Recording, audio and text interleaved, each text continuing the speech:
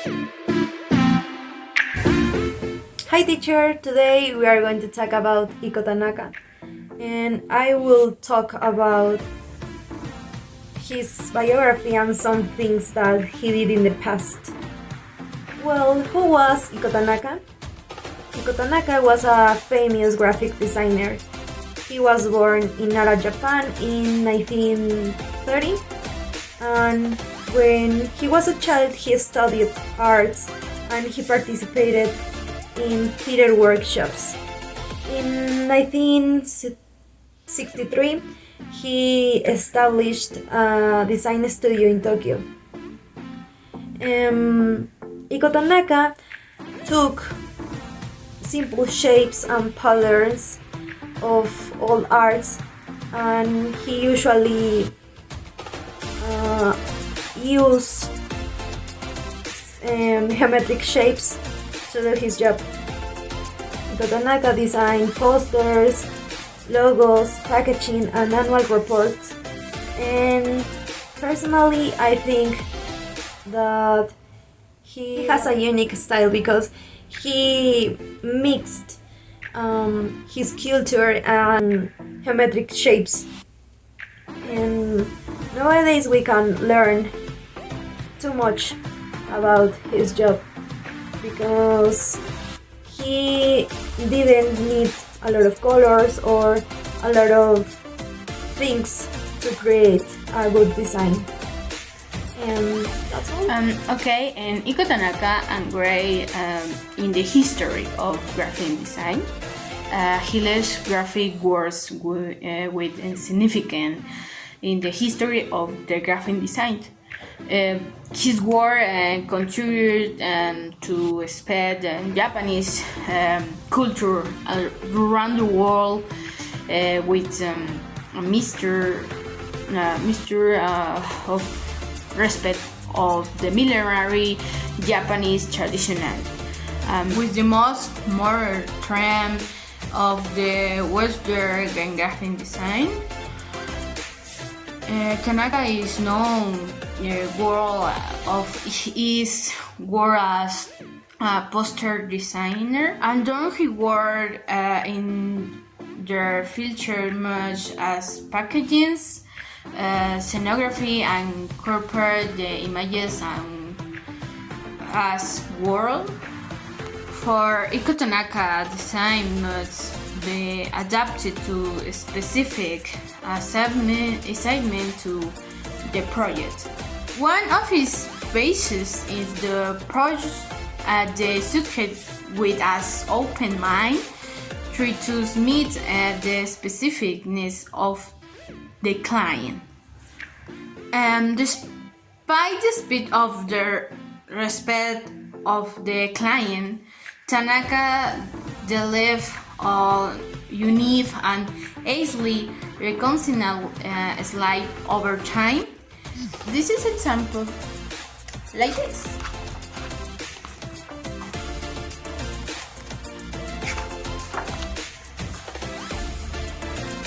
Iko Takana began to include text on his posters, simple for the aesthetic components, as he often copied them from American posters.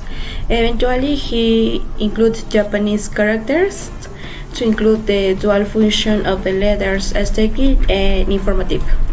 Tanaka worked with Western characters and with four different Japanese alphabets, which are the ones that any Japanese designer must master. His interest in typography, not about inherited from the importance given to calligraphy in Japan, was such that it created its own family culture based on botany. Hello! Right now I am going to talk to you a little bit more about Iko Tanaka. I know that my friends or partners of the team already tell you a lot of information, but I'm going to add a little bit more, okay? Well, my friend Marga made a representation of one of Iko Tanaka's most well-known works. Yes, it was a poster for an artistic event of Tokyo. In the poster, you can see a figure of a geisha, an important representation or role in the history of Japan. In this poster, you can also see all the different colors and textures or modern textures, the figures that Iko Tanaka used in all his works. Yes, more than anything, the geometric works. I can show you here, maybe in the video, or you can also see my friend Marga. But this is a representation, okay? Yes. All the figures, all the colors, and the representation, and the little bit of text, that was something that Iko Tanaka was famous about. Reading about his history, he wasn't really well known for his love for typography. No, he preferred to use the letters only for an ornament, like something extra in a cartel, in a poster. Yes. But after a while, he decided that maybe the text was a little bit more important in a poster than what he thought. So he decided to use it a little bit more.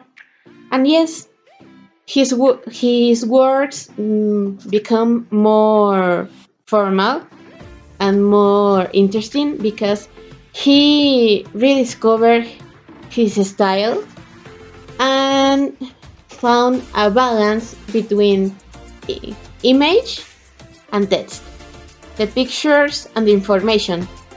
That's the key for a really good poster or a cartel in Spanish. Iko Tanaka was also well known for his really geometrical style. Yes, he was also commissioned for some big projects like the posters or the publicity for the Olympic Games in Tokyo of the 1964. You can find posters of that event and they were made by Iko Tanaka. You can see his style in those posters and in other image. And he was also well known in Japan and he worked with big corporations because his work was very professional, so they liked to work with him. He was a really good graphic designer. He left a really long line of designs and he left a really footprint in the history of graphic design. Yes. And he was, because in 2002 he died, he passed away by a heart attack. But yes, all the beats have to go at some point of the life. But we have the history, we have the internet, and we have books made especially for him and for his memories to stay with us. So us, the college students of graphic design or the students of arts, we can see a little bit of his work even today when he's been in other realm for more than 20 years, maybe. Yes, 20 years since he go.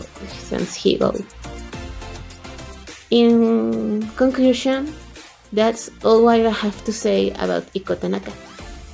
A really good graphic designer with A strong style, strong figures, and strong messages. Because all his posters had a message. Thank you.